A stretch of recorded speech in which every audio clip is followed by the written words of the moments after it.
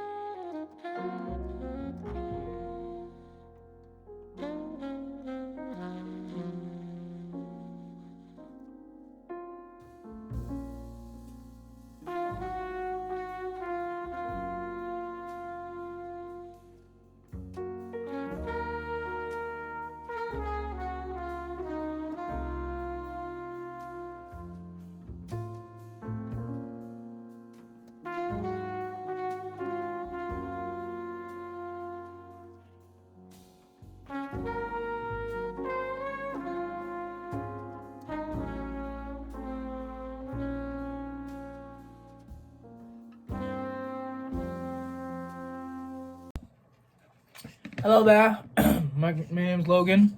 We're gonna Logan Story, and I'm eating a taco, and I want to start a new segment. Excuse me, called Food for Thought. And today's segment is food can bring people together. Let's discuss that. Sorry. Okay. So what I want to bring up is something very, very interesting just occurred to me. Something just popped in my head. We have all this food in the world. And it's not just American food. I'm not talking like burgers and fries and, mashed potatoes and gravy. I'm talking like in America alone, we waste so much food.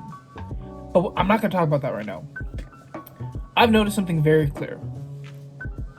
We have all these different places in America now. And if you go to San Francisco and Orange County, there are so many different places for so many different food types. But what I want to talk about is this idea of why is it that we have all this food and it's not bringing us together?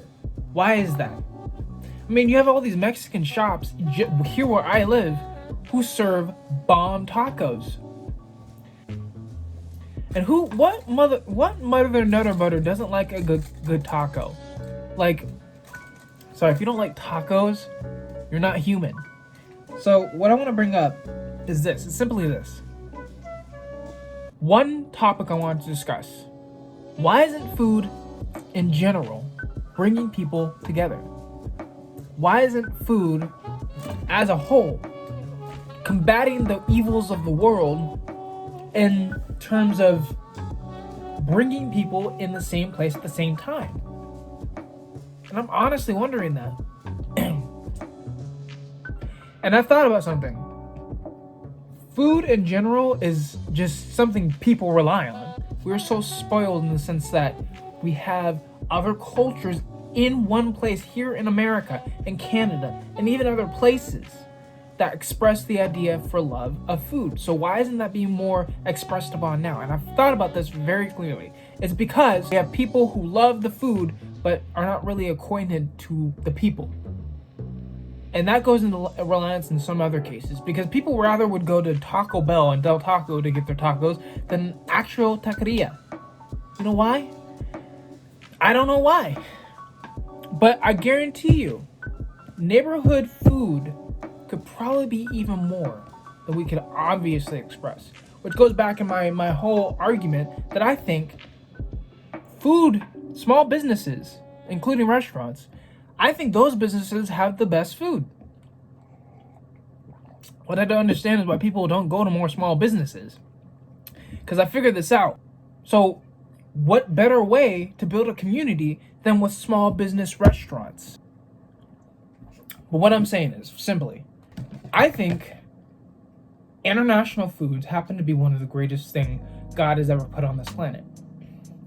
Aside from people who come from different countries, there are many reasons why those people are very, very unique in their own way. Not in just their food, but other things. But we're talking about food right now. Now, I'm going to go into another thing that's simply based on this.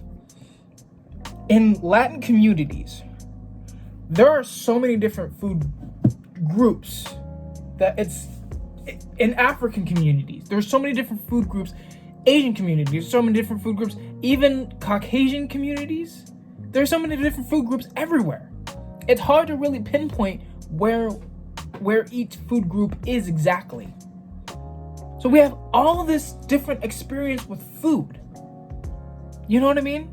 And here's the thing. I'm jealous of you San Francisco people and Orange County people, because you guys have restaurants for miles that are small business. It's almost like crazy. San Diego too. It's just crazy. You guys have so much in terms of international small businesses and food that it's almost kind of crazy. But what I want to kind of get on here for, I've just noticed a lot of people in the sense of divide over politics, over we should be able to simply get around a table,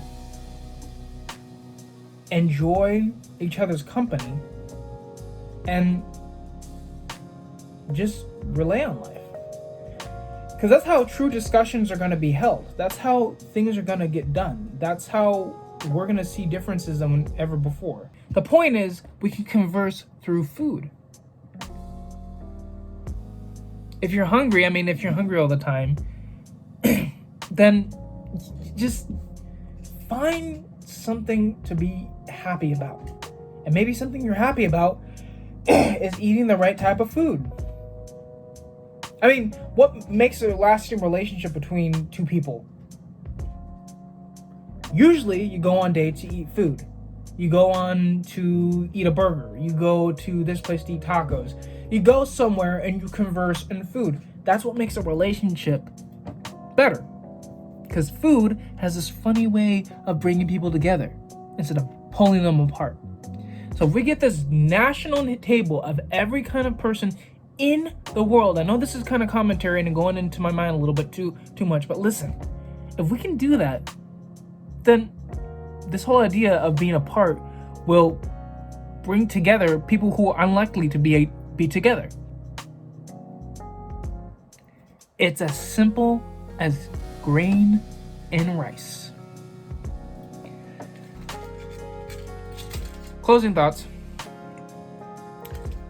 If we bring communities together through food, which is just a wild idea. If food brought people together before, it can do it again. Thank you for coming to Logan's Story. I'm going to try to make this around 10 minutes, so you're not bored. Put a lot of visual representation. But thank you for coming. This was on my mind, and I wanted to share it. Thank you for coming to Food for Thought. There are going to be more like this. Hopefully a Disney-oriented one, because I love Disney food. Have a great day.